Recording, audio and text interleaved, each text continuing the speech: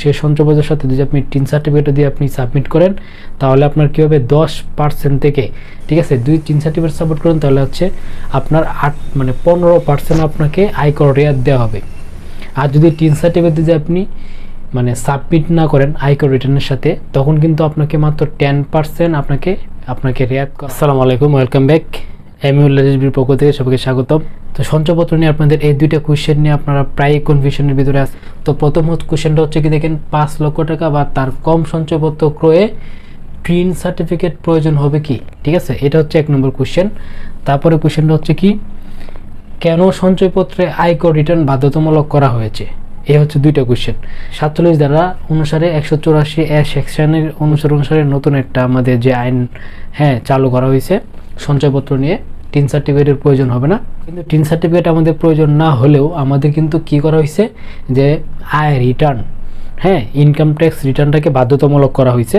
So income tax রিটার্নটাকে কেন বাধ্যতামূলক করা হয়েছে, কেন টিন সার্টিফিকেটের প্রয়োজন হবে না, আবার আপনারা যখন কোনো ব্যাংকে যান, যে 5 লক্ষ টাকার নিচে যখন সঞ্চয়পত্র ক্রয় করেন তখন কিন্তু ব্যাংক থেকে চাপ দেওয়া হয় যে আপনাকে টিন সার্টিফিকেট নিয়ে আসার জন্য।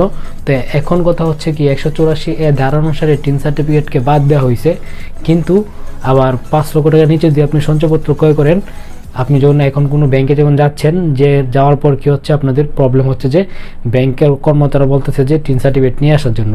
তো এটা কেন?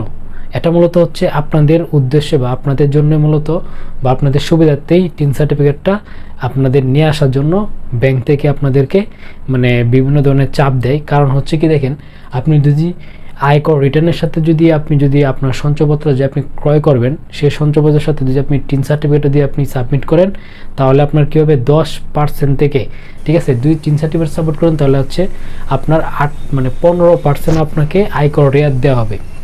আর যদি টিন সার্টিফিকেট দিয়ে আপনি সাবমিট না করেন আয়কর রিটার্নের সাথে তখন কিন্তু আপনাকে মাত্র 10% আপনাকে আয়কর রিটার্ন করতে হবে বা 10% আপনাকে রেয়াত করা হবে। অর্থাৎ আপনার সঞ্চয়পত্র থেকে আপনি যে মুনাফা পাবেন সেই মুনাফা থেকে আপনাকে 10% টাকা কেটে নেওয়া হবে। সো এখান দেখেন, যদি আপনার 1 লক্ষ টাকার যদি আপনার মুনাফা আসে তখন কিন্তু আপনার এখান থেকে 10% দিয়ে কেটে নেয়, তাহলে আপনার কি হবে, আপনার প্রায় 10%, ঠিক আছে, প্রায় আপনার কি 10,000 টাকা আপনার কেটে যাবে। আর যদি আপনি যে টাকাটা আসবে সে টাকা থেকে যদি 15% যদি আয়কর রেয়াত দেওয়া হয় তাহলে কিন্তু আপনার 1 লক্ষ থেকে আপনি 15,000 টাকা আপনার সেভ হবে, ঠিক আছে। সো এভাবে কিন্তু আপনি 10% এবং 15% আপনার সুবিধা পাওয়ার জন্য বা আপনার জন্য পার্সোনালিভাবে যেন আপনার সুবিধাটা বেশি পান, সেই জন্য কিন্তু আপনাকে ব্যাংক থেকে বিভিন্নভাবে চাপ দেওয়া হয় যেন টিন সার্টিফিকেটটা নিয়ে আসেন।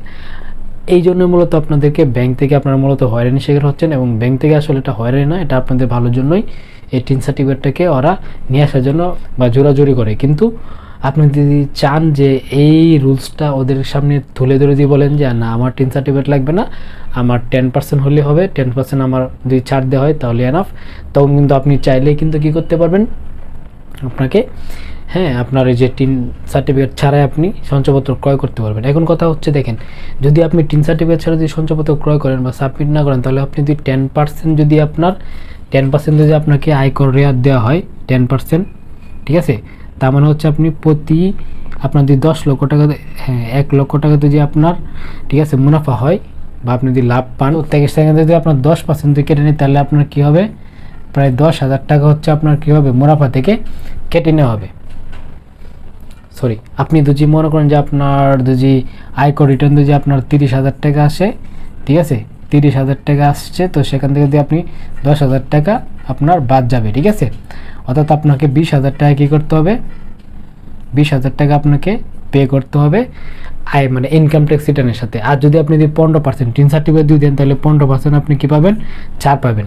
আর 15% ছাড় পাওয়া মানে হচ্ছে 1 লক্ষ টাকায় আপনার কি 15,000 টাকা আপনাকে ছাড় দেওয়া হবে, ঠিক আছে।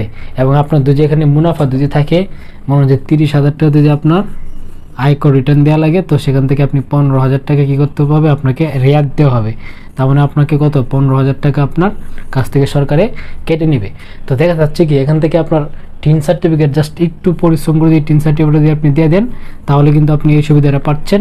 আর যদি আপনি টিন সার্টিফিকেট না দেন তাহলে আপনার এখানে আপনার 5,000 টাকা লস হচ্ছে, ঠিক আছে। তো তো এই হচ্ছে আপনাদের জন্য টিন সার্টিফিকেটের মানে সুবিধা। আর যদি টিন সার্টিফিকেট নাও দেন তাও কোনো সমস্যা নাই, কিন্তু এটা আপনাদেরকে জাস্ট ব্যাংক কর্তৃক চাপ দেওয়া হয়, শুধু এটার জন্যই ব্যাংক থেকে চাপ দেওয়া হয়।